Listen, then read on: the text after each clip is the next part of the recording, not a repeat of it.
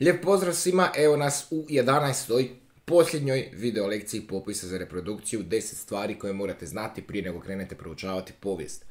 Ovo jest 11. video lekcija, ali je 10. posljednji od 10 dijaloga o povijesti Frane Petrića. Ime ovog dijaloga jest Stroca. Idemo vidjeti što nas čeka u tom posljednjem dijalogu.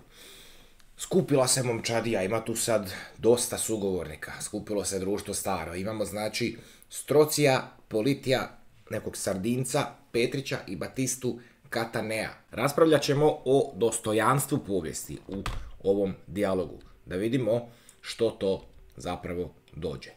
Gledat ćemo kakvo je dostojanstvo povijesti u odnosu na ostale djelatnosti i razine koje te djelatnosti imaju u odnosu na povijest. Pa da vidimo što su to ovi mladići izmudrovali. Nekako njihovo slaganje da povijest ima nisko dostojanstvo u odnosu na ostale. Uzmemo u obzir da je Božje djelovanje najdostojanstvenije prema njima. Zatim je djelovanje prirode negdje po sredini. A čovjekovo djelovanje je najniže po dostojanstvu. Ono je najudaljenije od onog Božjeg najvišeg. A s obzirom da je povijest čovjekovo djelo, ispada da ni povijest onda nije nešto visoko. Dapače, dosta je nisko u skladu s čovjekovim djelovanjem. No povijest se svodi na riječi.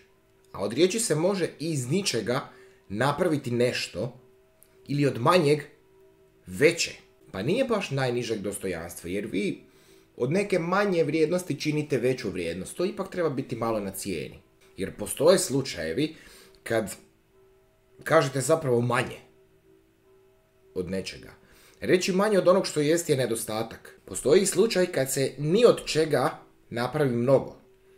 To prema ovoj momčadi radi pjesnik. Od manjega veće čini govornik. Dakle, on nakiti, lijepo to artikulira i onda ispadne veće nego što jest. Jedino povjesničar zapravo mora govoriti istinu. To jest, ne reći ni manje, ni više nego što jest. Dakle, od njih svih pjesnik je najdostojanstveniji, zatim govornik, pa povjesničar, a onda onaj koji govori manje nego što jest. Ne znam kako se takvi zovu, dajem to vama na izbor. Znači, posljednja stvar koju moramo znati prije nego krenemo proučavati povijest jest da povijest jest dio čovjekova djelovanja. Čovjekovo djelovanje je najniže po dostojanstvu, uspoređujući se s prirodnim djelovanjem i Božjim djelovanjem. Ali nije baš dno. Ima nešto i što je niže od povijesti. A to je oni koji govore manje nego što zapravo jest. Toliko o 10 dijaloga o povijesti. Hvala vam na gledanju.